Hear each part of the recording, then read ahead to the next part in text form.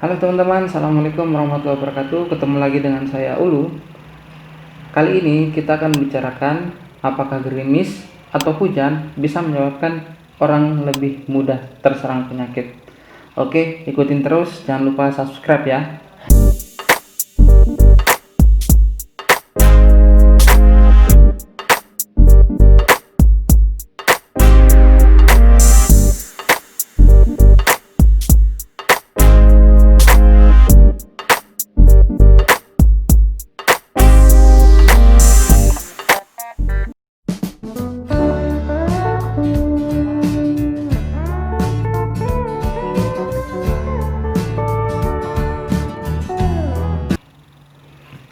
Baik, kita lanjut teman-teman. Waktu kecil, apakah teman-teman pernah dikasih tahu oleh orang tua kalian bahwa jangan main hujan, kalau gerimis nggak boleh keluar, nanti kamu sakit. Pernah nggak seperti itu?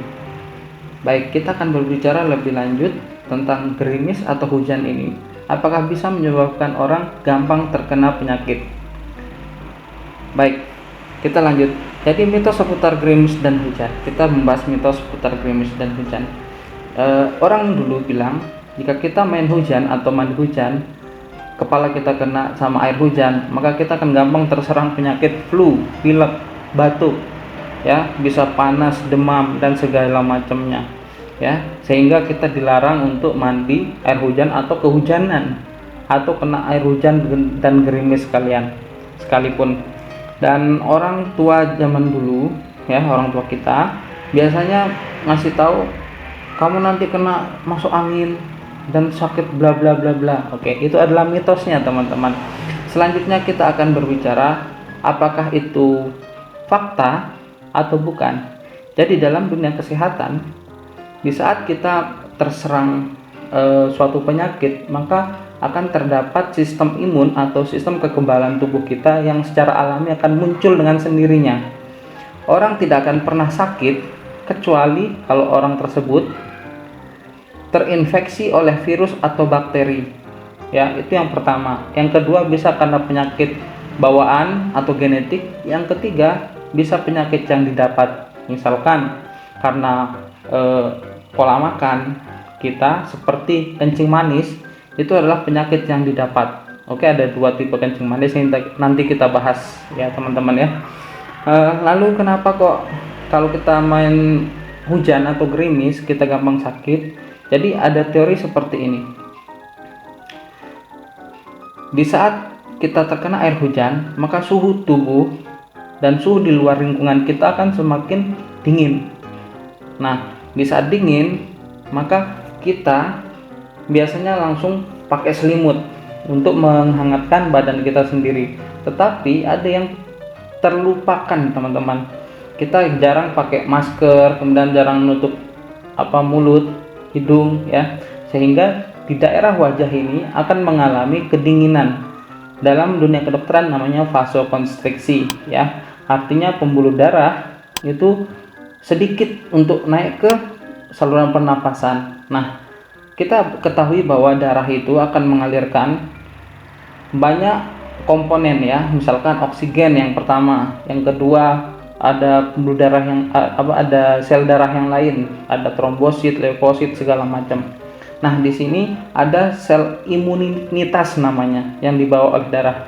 Jika darah ini tidak bisa masuk atau sedikit jumlahnya masuk ke saluran pernapasan, maka tidaklah saluran pernapasan ini akan gampang sekali terkena penyakit ya. Karena kita ketahui bahwa di udara ini banyak sekali virus, bakteri yang airborne namanya. Jadi penyakit yang bisa tertular lewat udara ya. Jadi dia akan masuk menghinggap di hidung kita, kemudian kita serap, hirup.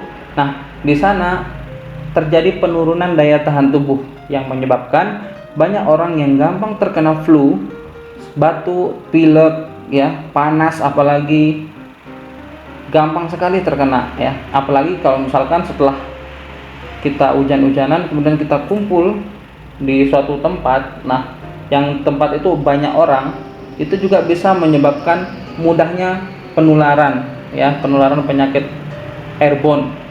batuk pilek panas ya. Jadi itu teorinya teman-teman secara kesehatan. Jadi apakah gerimis atau air hujan dapat menyebabkan sakit? Jadi ini adalah fakta ya teman-teman ya. Secara teori saya tadi sudah jelaskan. Nah, kemudian apa yang harus kita lakukan jika kita menghadapi hal tersebut secara tidak sengaja? Yang pertama yang kita harus lakukan adalah yang pertama pakai masker. Kemudian higienitas kita harus dijaga, dan yang ketiga kita harus minum vitamin ya. Karena di sini sangat berperan adalah daya tahan tubuh sendiri. Jika kita daya tahan tubuhnya tinggi, maka infeksi bakteri ataupun virus itu susah akan mengenai diri kita. Oke, mungkin itu saja. Semoga ini bermanfaat buat teman-teman. Jangan lupa bantu saya dengan cara subscribe, share, like, dan komen, sehingga nanti kedepannya saya bisa upload video kesehatan setiap hari. Oke, terima kasih. Assalamualaikum warahmatullahi wabarakatuh.